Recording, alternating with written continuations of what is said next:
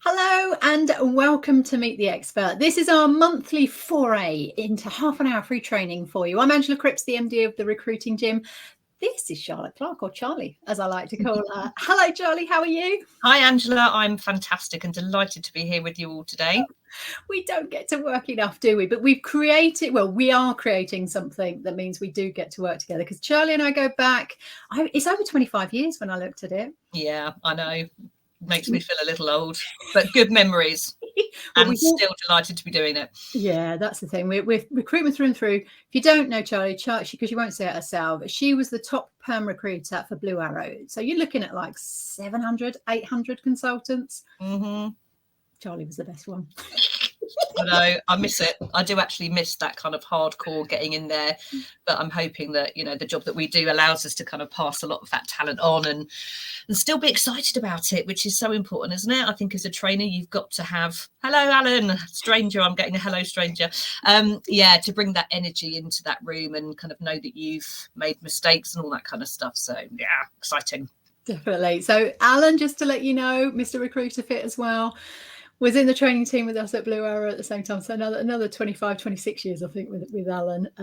And he does stuff in the gym. And Charlie is going to be creating a course with us in the gym. So we're working on that at the moment. I'll tell you a bit more at the end. So over the last year, 18 months, I've been getting more internal trainers that have been promoted from being a senior recruiter, best biller, top biller, all of these people that actually do have a passion. And you have to have a passion for training, don't you? Otherwise, why do it? Agreed. I think that comes across so evidently. If you're not excited about the sector that you work in, the division, it's just not what you want. No. So make sure it is a passion to support and develop and help others, because you're likely to be much better at it and you're going to enjoy it as well. And we have to put it out there that you're probably not going to earn as much as a big biller. Do it from there. So that reality needs to kick in. But again, it's back to Ikigai, isn't it? It's like, what do you love doing? What's really important to you? What do people need and what are they willing to pay for? So actually, from our point of view, recruitment training, hence why we've all had our companies for a long time, that there's lots of people out there that need that. But what we found is there's been a lot of these senior people promoted without having structured training, without having the opportunity to learn. I went on training courses, train the trainer to learn them. Blue Arrow had a training department of 23 at one point, and with national training awards as part of it as well. So I feel we were lucky to be there. It was right place, right time, wasn't it? Yeah, definitely. With regards to that. So people have been asking us to help their internal trainers. So we thought, well, let's do a Meet the Expert where you get half an hour of an overview to get you thinking, really. And if you are a trainer yourself, then please feel free to ask questions, to contribute, to share what's worked for you, what's not. So we're going to take you through some of the key elements of the planning stage. This is just one stage of it, by the way, guys. We literally can talk about this all day, which is why we're writing a day course on it. But just an element of it to get you thinking as to how this works and some of the critical elements that go into that planning stage. And we'll share some where we've done it wrong as well, because you can always learn from other people's mistakes. What's Alan saying? Whenever I run a train the trainer course, it reminds me of what I should be doing. Yeah. I'm laughing because it's true. Best practice. Exactly. So I'll share my screen. We'll drop down and then we'll go through the elements that we're talking about here. So there's our lovely selves. I wish we looked like that every day. To get up from those. So let's just look at this element of planning. So each of these breaks down into more as well, and I just thought, right, let's get the top level stuff to start with. We can talk about them, how they impact us, and the importance. So you've decided that you need some planning, and hopefully that's come from some training needs analysis. But it's surprising how many companies don't do this stage, isn't it, Charlie? They'll just go, we need this. Yeah, I think we call it sheep dipping, something along those lines. And what does that mean? I've got no idea. Well, sheep dipping is like, there's an infestation, and so you're basically going to put every single sheep in the dip just in case they need it. Whereas maybe only a small percentage do. That's the concept behind it. And I think, you know, if I'm working with a particular manager who's identified a training need, the first thing I ask is why? How do you know that they need something? And they go, well, because that course is available. Well, yeah, that's a nice to have. You can't just chuck somebody on it because you feel like it would be good. So that needs analysis is absolutely essential to identify whether or not it's a good investment in the time, in the money, all of those things. Well, I mean, that leads me to one of the issues that we have with this, as to certainly as external trainers. When you maybe do a pre-course call beforehand, when you speak, you connect with people, and you soon identify the one person that really doesn't want to be there and doesn't, or shouldn't be there. Yeah, exactly. So if they don't want to be there, they probably shouldn't be there anyway, because then they ruin it for everyone else. But it's also their perception. If they feel like they've been put on training and no one's spoken to them about it, no one's asked, and they're like, well, I'm brilliant at that, why the hell would I need to do that? It can cause such friction, can't it? Yeah. So let's get the training needs analysis back. In the course, we put resources and details in there. So I've got a simplified, I think I've got it down to one page now, with about 40 odd different parts of recruiters. Yeah, we train recruiters. So from the resources, from admin, from consultants, trainees, senior consultants, principals, team leaders, billing managers, and then miscellaneous. So I'm impressed I've got this on one page. Very good. Just a simple document that asks them, okay, here are all the elements. Do you consider yourself basic, intermediate, advanced? Yep. And from there, the question is, would you like some more training on it? So they might consider themselves advanced, they still want training on it. That's fantastic. If they're basic and they don't, red flag for me. So it gives you a bit of an indicator. It's a simple thing to do, but asking them first gets that commitment from them. So let's make sure the good old TNA comes back and filters in to every session. I've got a session at 1 o'clock all around that, and we've done the TNA last week, so now we're looking at how can we create from there. So Alan's just put a little thing on there, which I believe is required potential minus actual potential equals the potential training need. And I always kind of describe it like this to anyone I'm working with: is you absolutely need to know where anybody is at any given time through your needs analysis, but you also need to know where you want them to be, like, in order to do that job. So it could be by the end of their probation period, by the end of 9 months, in order to be promoted. And of course, our performance, thank you, Alan. And of course, the gap is the need. And if you don't do those two things, where are we now? Where do we need to be? You're going to end up identifying the wrong need, delivering the wrong training, and not getting the output that you want. Yeah, I'm just going to put in there as well. This is a skills gap analysis, isn't it? And you might hear that term. Just like recruitment, we've got loads of TLAs. We've got one on the screen there already. So 3-letter abbreviations, and certainly our abbreviations, you can hear them in lots of different ways. Just like recruitment, it could be one term, but there's like 5 different words for it. So so do your skills gap analysis, find your training needs, what is important, and what do they actually want to do anything about it? So you've got to sell the benefits to why you're doing it as well, to make sure that's important. So my meeting at 1, then we're on to the next bit, which is looking at the objectives. What do we actually want to get out of this? So before diving in and thinking about the content even, let's think about, what do we want them to know? What do we want them to feel? And what do we want them to do? So a lot of people do the know bit. So here you go. Here's all the information I want to get across to them, which is really, if you're just doing that, that's a presentation, isn't it? So this is really a presentation. Although we say it's a half-hour free training, you've got to then put the action into it to do that. So the know bit we're pretty good at. But what about feel? So talk about some of the training that you do, Charlie. What do you want the delegates to feel after your training? I mean, quite often it's the manager wants them to feel more confident. So it's about going back and checking with the delegate that that's what they want to. And quite often that lack of confidence is because they don't know how to do the job. So the feeling quite often is how I feel about my job, how confident I feel, how do I feel when I work with a customer. So if we can, as the trainer, tap into that, this is what you need to know, and this is how it's going to make you feel by having better knowledge absolutely wonderful. And of course, what leads on from that is this is what you need to do as a result of doing the intervention, the training. Yeah, we all know that the majority of the learning comes from the do after it. It's all well and good turning up, and yes, they'll be motivated, and yes, they'll have some ideas, and yes, there'll be a couple of things that sticks, but actually it's the follow on. So something that's been great with the recruiting gym, and someone pointed it out to me yesterday during a meeting, that, oh my God, that's amazing. And I thought, well, okay, yeah, that's what we do, but that's because that's been in my environment for the last couple of years, is when we do like a Zoom training course, we'll then put the details, the PowerPoint slides and the links and all the workbooks and everything, rather than potentially sending them to them. And I know a lot of trainers won't do that. And then that gets filed somewhere and it gets lost a little bit.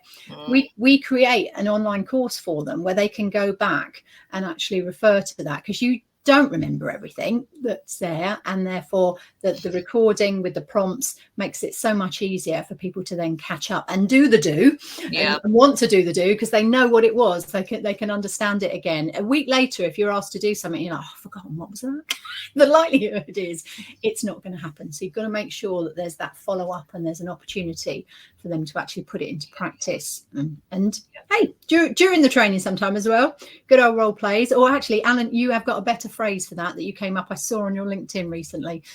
So do stick that in there rather than a role play. It was something else, and I can't remember it. So that's exciting. So the feel, we've got a lot around confidence because of BD and people not having done BD for so long, and that's the majority of our training at the moment, bringing people, there you go. Well, practical application, it wasn't that either, because I do use that. There was something else that one of your clients called it, and I thought I'd nick it. I'll have to go back through your posts. Which will make me laugh anyway. So that's the objective. Start with that.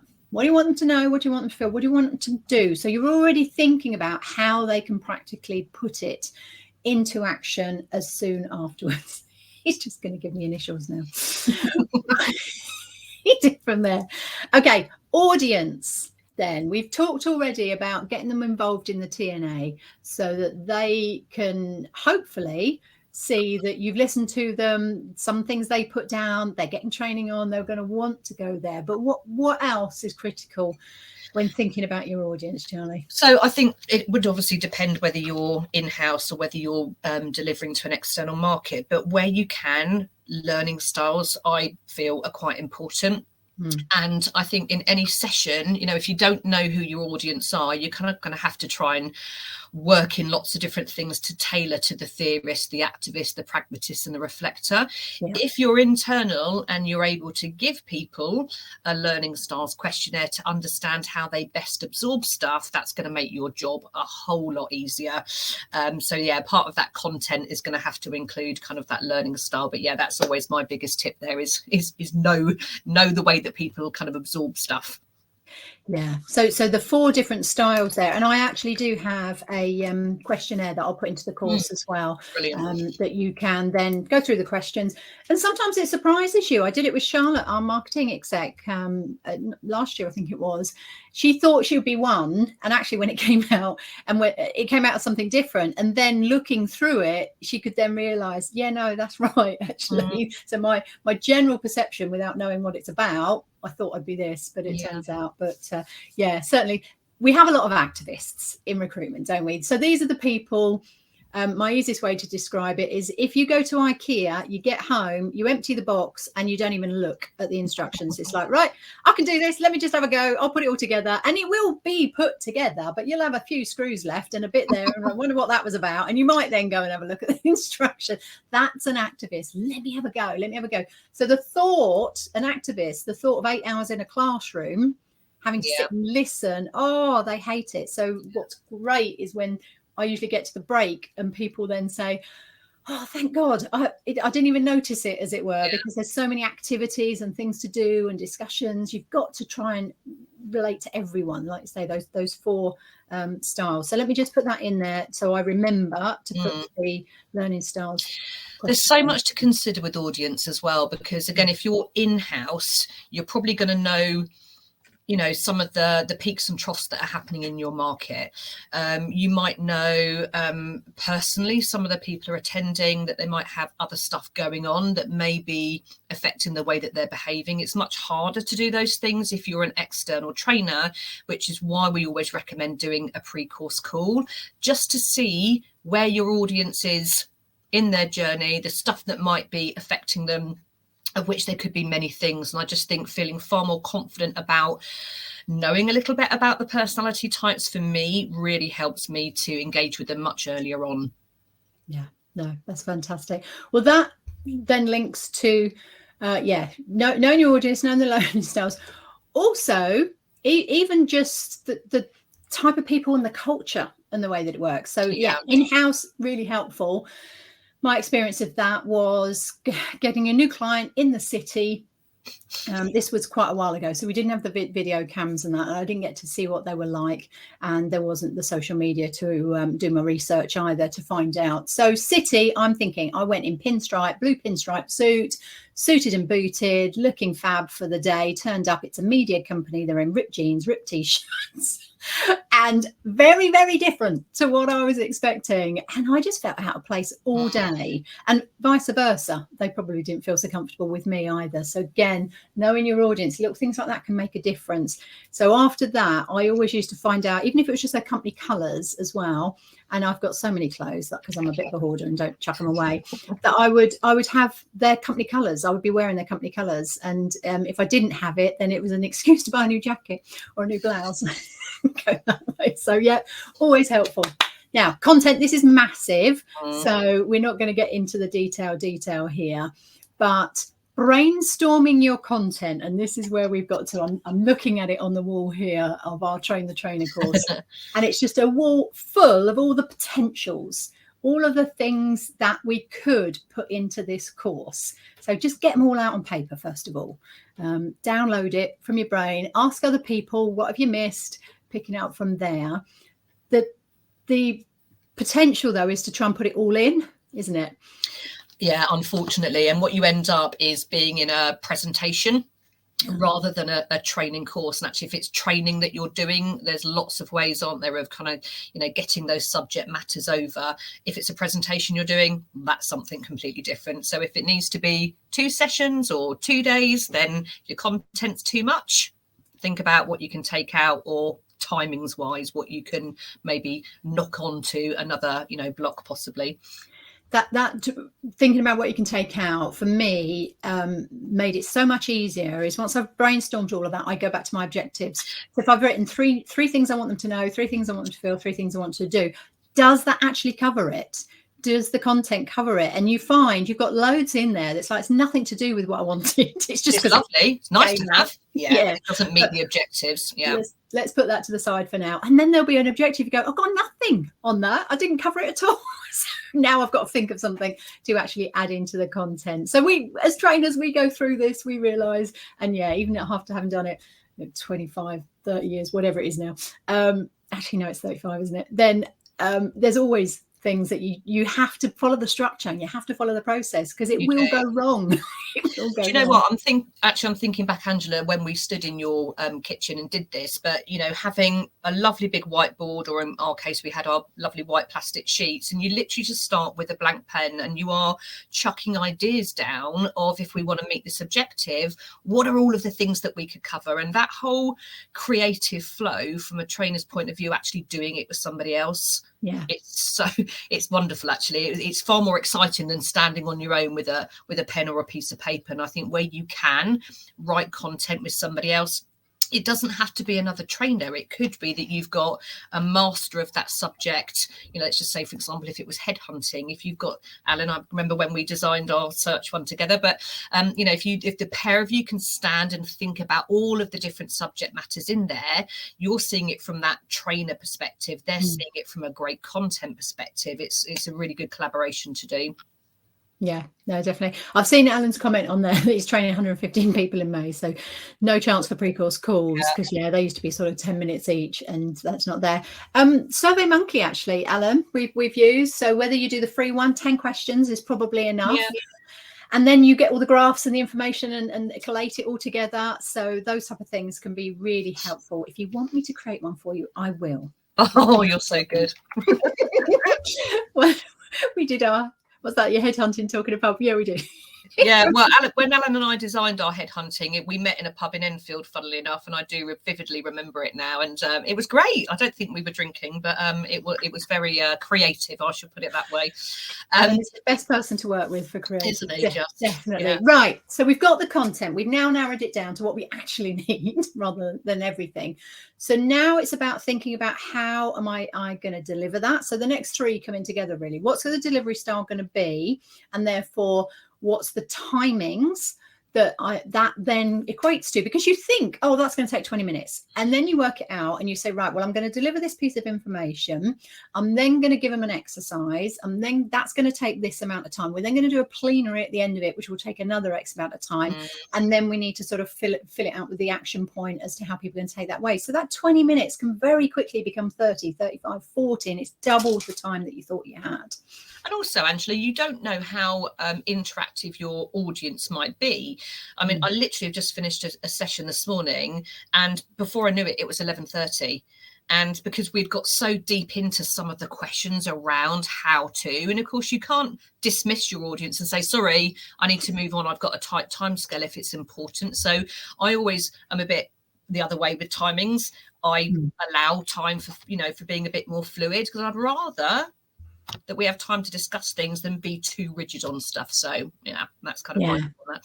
And again, that comes back to what they need, isn't it? And what's important. And sometimes it does take you off track, and it might be that you come back to your original point and you book another session. I'm smiling because I can see Emma's on here, and we did exactly that yesterday with first session and ended up with more time. But it's really important sometimes. I think if you can highlight to people to say, and this would be an example, we've got 45 minutes left. We've had some really good discussions, but we've got all of these things we need to fit in. So I'm happy to pick up with you after, as long as you highlight to people and you don't just suddenly go, oh, sorry, we're finishing. I think that would be, that would feel terrible as a delegate. I want to know that I'm getting all the things I've paid for.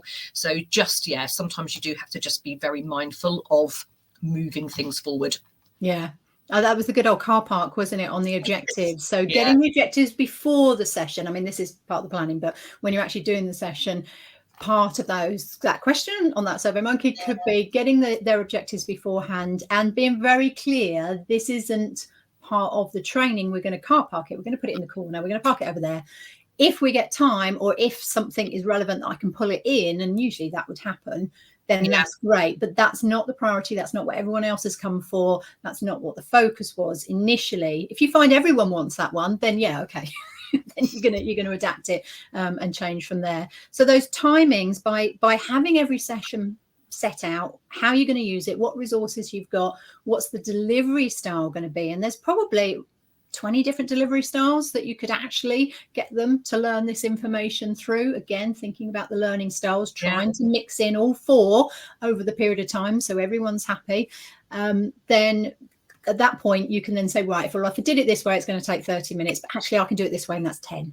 So depending on what you need. So this is where I suppose experience comes in, doesn't it? Where we've done it so many different ways, so many different times, that it's easy for us to go, okay, we can do that, you can do that. But new people, it's learning that and knowing what are my options. And that's something that we'll cover when we look at delivery. It's what happens if you're running over, what happens if you get taken away from your objectives. What are the tips and things that we do as those trainers that are going to help you to manage those things. Alan's made the point 20. What are the other 19? I know you do many different delivery styles. Right. Well, let's just throw a few out. I'm not going to get to 20, but it can be the presentation that you talked about. It can be a video. It can be a role play. It can be a discussion. It can be group work. It can be a workshop in that sense. It could be a handout. It could be a quiz. Okay. Could be a podcast. Yay. Chuck one in there to appease Alan.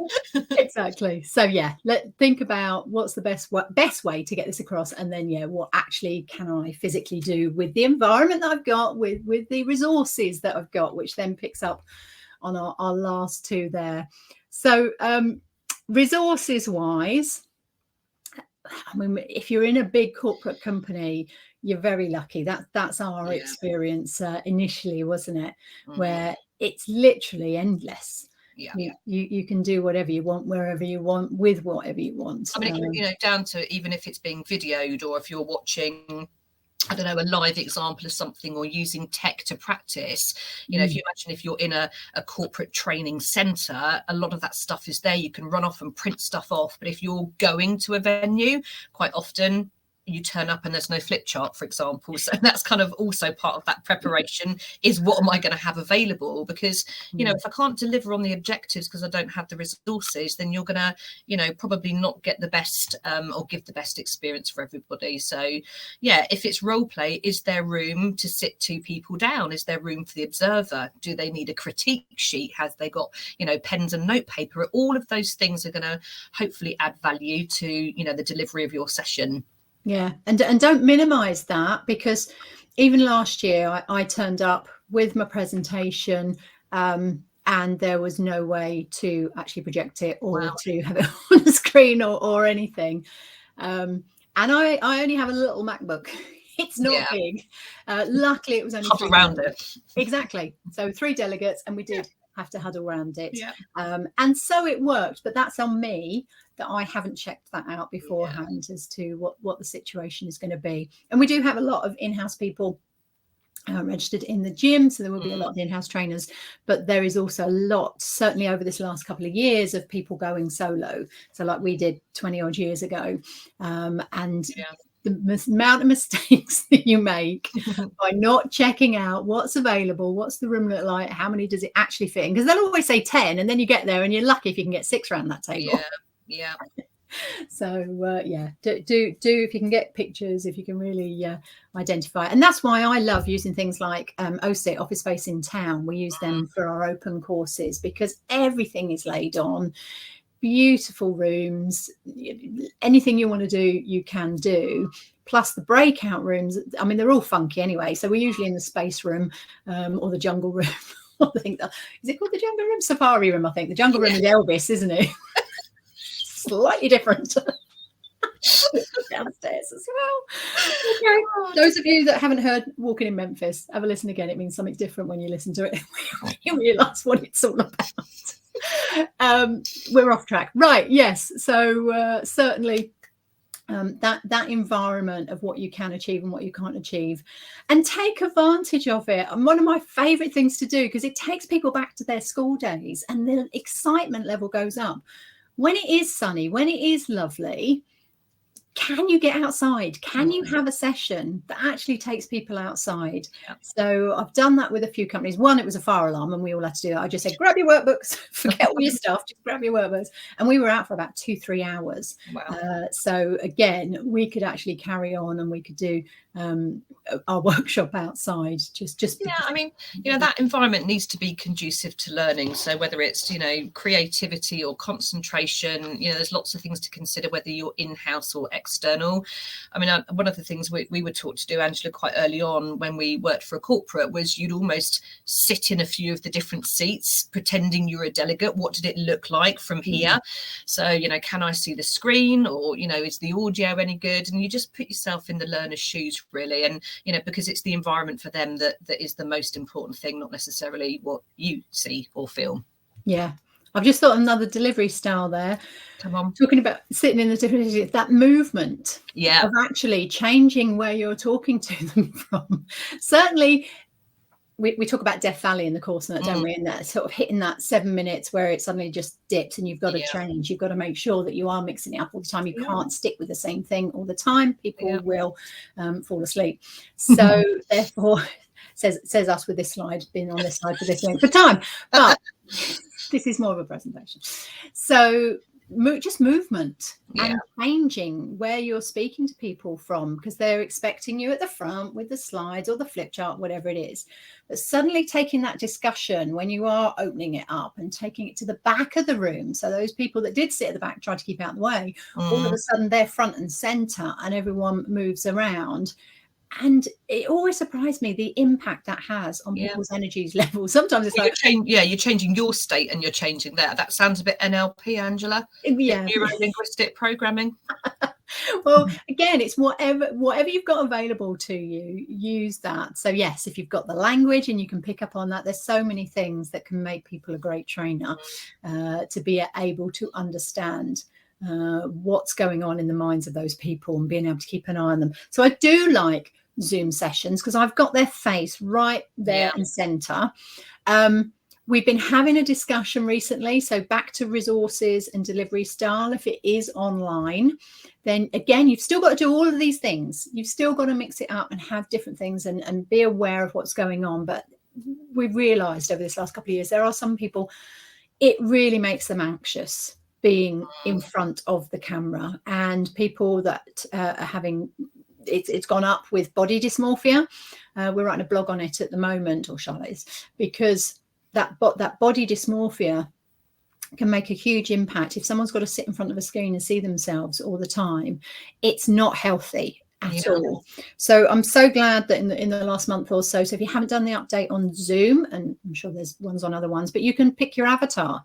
You can actually have something that represents you, your mouth's moving, you're moving. So as a trainer, I know you're there. I'm just not necessarily able to read all of the body language. It does blink and close your eyes. So if you're falling asleep on me, you're not going to get away with that either. Not what they do. But things like that you can use to help. So if you've got someone that never wants to be there just because of that, then what can you do? What can you change? How can you adapt it to make it healthy for everyone, and that everyone does then want to learn? So yeah, the resources that you've got, there's so much more out there now. Sort of video works and things like that. I've just found another one half an hour ago on Lightworks for video editing. So again, just to make use of things to make things better for everyone to understand that. So yeah, things can go wrong very easily in a training session. So let's finish off with a couple of things. If you've got questions for us, please do share those now. Put those in the chat, or you can actually put those in the questions box if you can get access to that. But some people are on LinkedIn Live as well, so hopefully we'll get those passed over. But what are some of your worst memories, Charlie? Because I've got a couple that sprung to mind straight away as soon as I said that word. Well, and I was saying this to the group I trained this morning, because we were doing nurturing talent, and this hasn't happened for a long time. But when I was a corporate trainer for Blue Arrow, and you would have people turn up on training who didn't want to be there, and their behaviour was so appalling. And I've only ever had to do it this once, and I've had to say, do you know what, you're going to have to go back to your desk, or you're going to have to go back to your office and have to call their manager and say, I'm sending them back. You know, just disrespectful, late, derogatory, all of those kind of things. And as I say, thankfully, very rarely happens. Only happened to me once. Less experienced trainer. I don't ever let things get that far forward now. You nip things in the bud, don't you? You notice red flags, you build rapport better. But yeah, that kind of really poor behaviour and just not accepting it. Just no place for it in the training room. Yep. It only ever happened to me once, but I did really lose it. There was a bit of a reason for it, and I can't believe I did this, but that commitment to, no, we've got 12 people that are booked for training, so I can't change it. My dad was having a brain operation. He had a brain aneurysm. He was in hospital for months, and he was having a stent put into his brain, and there's me training. What an idiot. But there we go. We learn, don't we? And all those things that you just said, to the point that I did give them a warning that said, if you're coming back late next time, I'd rather you weren't in here. And I locked the door. Couldn't get in, and they looked really stupid trying to get in. I'm laughing now. It wasn't great at the time. So God. Don't let it get that far. Set the expectations. I usually have, if I'm going to be working with them for a considerable amount of time, I'll have a charter, and they'll actually come up with their charter as to how they want to work together, and what's confidential, what stays in the room, what doesn't, all of that, to create that environment that they feel really comfortable. And then people individually can point to the charter and go, I don't think we're meeting that one. Should we just go back to that, please? Great Everyone's advice. opinion counts. Yeah. What's Alan go? Had one guy stand up at the. We should have had him on here, shouldn't we? Had one guy stand up at the end and say, "I've been here all day and learned fuck all." Interestingly, in this handout pack, he'd written 8 action points. So again, some people just want to be disruptive, and that's not great, is it? But I'd love to have seen. I would love to have seen you, Alan. When that was the scenario, how you dealt with that. Love it. I've got 2 more points, and then if we get a chance, I'm going to bring him on to talk about that. Okay, so I just wanted to bring up this point because as a trainer, you will get, same as recruitment, it's exactly the same. You get mostly highs, nearly all highs, but there are a few lows. And when it goes wrong, when you haven't done those things, and you blame yourself, you're like, yeah, not great. But I loved Muhammad Ali's attitude to training was, yeah, okay, I hate doing training. I said, don't quit, suffer now, and live the rest of your life as a champion. So if you are that person that stands up at the end of the course and say, I've been here all day, well, the likelihood is you did, and you did go on to be a champion. So Charlie and I are creating our Train the Trainer course. So I'm going to have to put the coming soon on that. I'll just check the questions. And Charlotte, if you can check the questions on LinkedIn. No, sorry, Charlotte. I'll call you Charlie. You're Charlotte. Sorry, I'm like being diligent. Yes, of course I can, Angela.